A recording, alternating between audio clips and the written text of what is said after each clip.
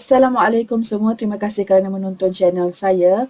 So hari ini saya nak berkongsi dengan anda, terutamanya yang ada perniagaan enterprise. Saya rasa ramai di antara kita yang memang tak register Lembaga Hasil Dalam Negeri dan kita ada sangkaan-sangkaan yang kita rasa betul dan semestinya belum tahu betul atau tidak. Okey. Ramai di antara kita yang rasa dan salah sangka dengan cukai. Okey, dekat sini saya nak kongsikan dengan anda macam mana nak betulkan sangkaan anda tentang cukai perniagaan. Terutamanya yang buat enterprise, yang buat dropship, yang apa-apa jenis perniagaan yang kita buat, sama ada full time ataupun part time ataupun memang 100% income kita daripada pendapatan kita. Jadi ada baiknya kita ambil tahu sedikit tentang cukai perniagaan. Okey, kita mulakan ya. Okey, berniaga enterprise dan kecil-kecil kita rasa kita tak perlu buat laporan cukai.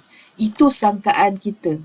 Okey, sebenarnya, okey, perniagaan kecil, enterprise, semua pendapatan perniagaan perlu buat laporan walaupun kita buat dropship, walaupun kita ada untung kecil, sebenarnya bila kita tak lapor adalah salah dan sebenarnya kita boleh diambil tindakan dan anda mungkin boleh didenda atau dipenjarakan kalau kerajaan kuat kuasakan ya. Okey, yang kedua, kita rasa aku berniaga rugilah. Kalau rugi, buat apa nak buat laporan? Tak kena cukai kan? Okey, sebenarnya benda ni yang paling salah. Sebab kalau kita rugi, kita tetap kena hantar laporan. Tahu tak apa yang penting sangat? Sebab bila contohlah kita rugi tahun ni 10,000. Tahun depan kita dapat untung 20,000. Daripada 20,000 tu kita boleh tolak kerugian kita tahun ni.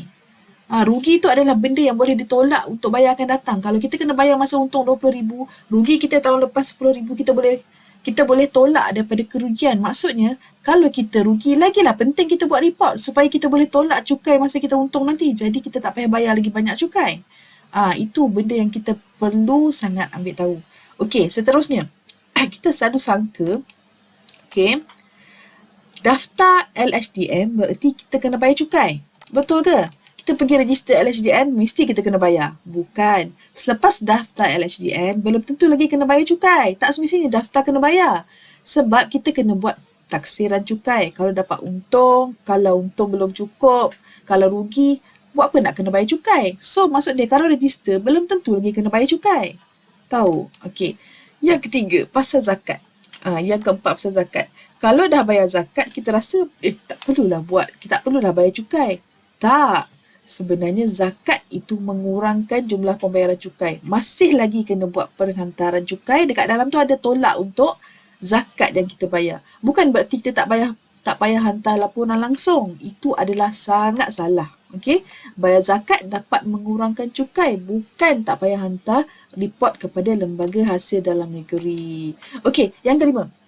Kalau duit banyak masuk bank, jadi kita kena bayar cukai banyak. Betul ke macam tu?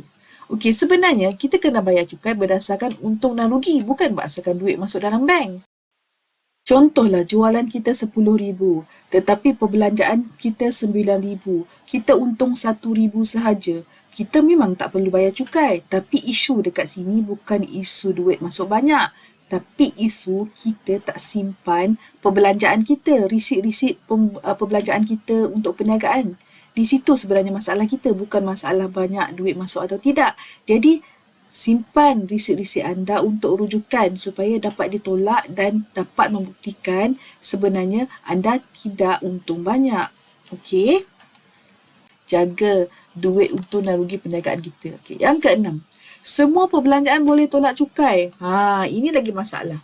Kita beli apa-apa saja kita boleh claim cukai. Tidak, sebenarnya kita kena ikut apa yang dibenarkan sahaja. Kalau kita berniaga, maksudnya semua perbelanjaan perniagaan boleh diklaim.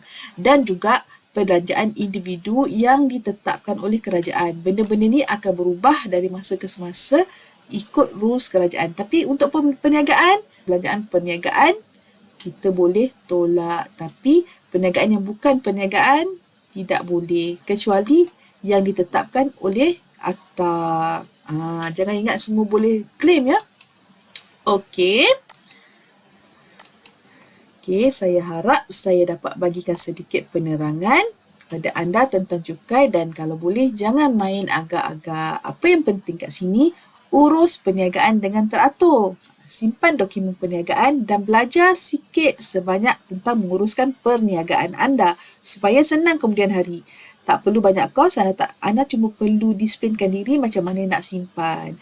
Jika anda ikut channel saya, insya-Allah saya akan cuba bantu anda macam mana anda nak keep report tentang perbelanjaan anda supaya senang anda nak buat laporan keuangan dan untuk bayar teks kepada kerajaan. Tak semestinya kena bayar. Kalau untung baru bayar. Kalau rugi lagi penting, kita boleh simpan rugi itu untuk tahun depan. Kita boleh tolak dengan keuntungan kita. So, jangan main agak-agak ya. Tanya kalau tak faham. Terima kasih kerana menonton channel saya. Jangan lupa tekan subscribe dan tinggalkan komen anda.